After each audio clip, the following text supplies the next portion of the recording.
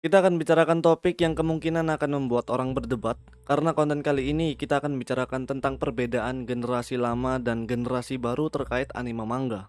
Karena di video kali ini aku akan memberikan sudut pandangku dan juga opini-opini serta fakta-fakta terkait perbedaan anime manga saat dulu dan sekarang. Walaupun sebenarnya old versus new bukanlah hal baru, karena old versus new juga meliputi genre lainnya seperti contoh musik, film, olahraga, acara TV, bahkan sampai kebiasaan anak muda zaman sekarang yang dibandingkan dengan kebiasaan anak muda zaman dulu.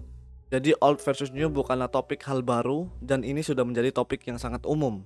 Ketika berbicara tentang old versus new dalam anime manga, orang-orang pasti bertanya, bagus mana anime manga zaman dulu dan zaman sekarang?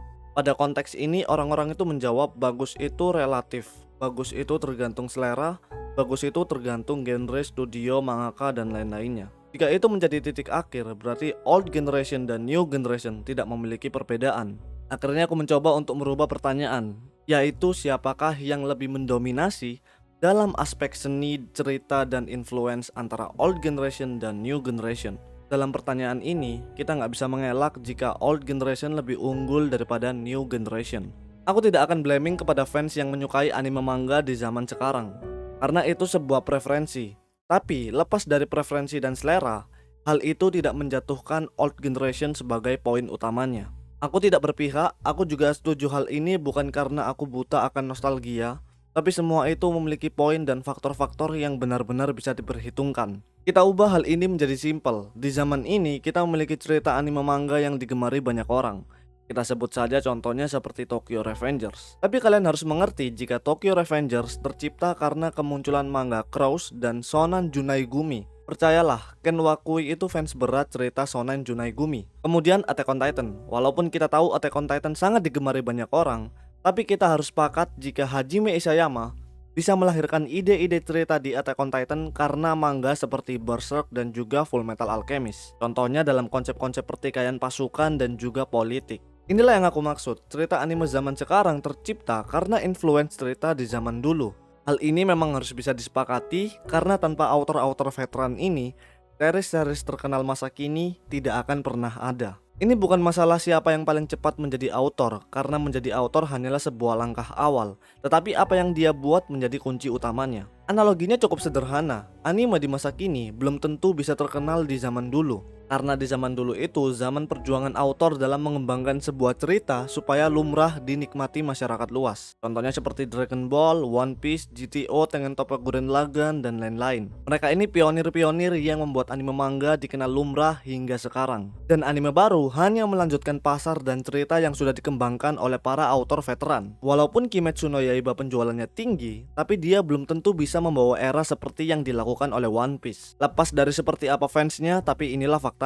Apa yang dipikirkan autor zaman dulu dan zaman sekarang juga sangat berbeda. Jika dulu autor selalu mencari cara untuk menciptakan sebuah ide konsep baru dalam ceritanya. Karena di zaman dulu semakin berbeda, semakin memiliki nilai daya tarik yang otomatis menjadi pusat perhatian. Makanya kalau kita bisa lihat One Piece, Naruto, Bleach itu bersaingnya gila-gilaan pada zaman itu. Sedangkan di zaman sekarang autor hanya memikirkan satu hal, yaitu pasar cerita apa yang ramai dan digemari banyak orang. Ya, ini ibarat orang membuat sebuah konten, pasti mereka mencari apa yang diminati banyak orang. Ini bukan karena autor nggak kreatif atau gimana, tapi autor terpaksa untuk membuat cerita-cerita berlawanan dengan idealisnya supaya bisa bertahan di pasar perilisan. Dan juga autor zaman sekarang itu lebih mudah mendapatkan referensi dalam penulisan cerita. Berbeda dengan zaman dulu, di mana autor harus mati-matian mikir dengan referensi yang sangat terbatas. Kita ambil contoh dalam sebuah musik. Kalian boleh saja menyukai lagu-lagu seperti Bruno Mars, Justin Bieber, dan lain-lain.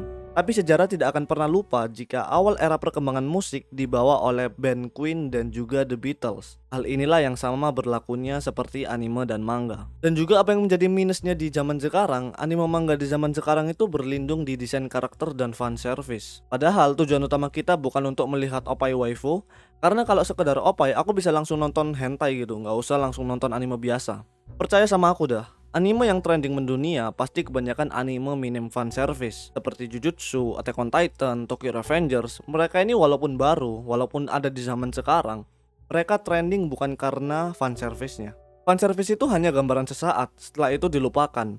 power utamanya tetap di ceritanya. High School DxD dengan segala upayanya membuat harem dan ecchi bertebaran.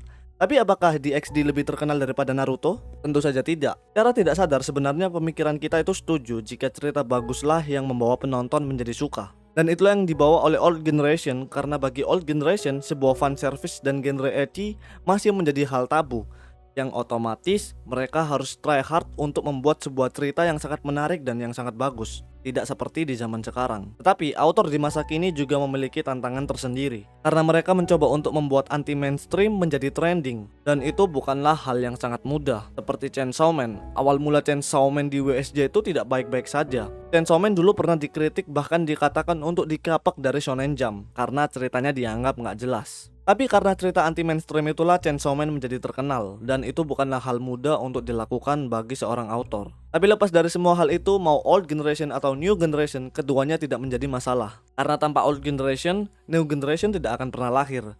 Dan tanpa New Generation, tidak akan ada lagi yang melanjutkan warisan dari Old Generation. Dan keduanya ada karena saling terhubung. Oke, cukup sekian dulu. Aku Jen, TMM. See you next video.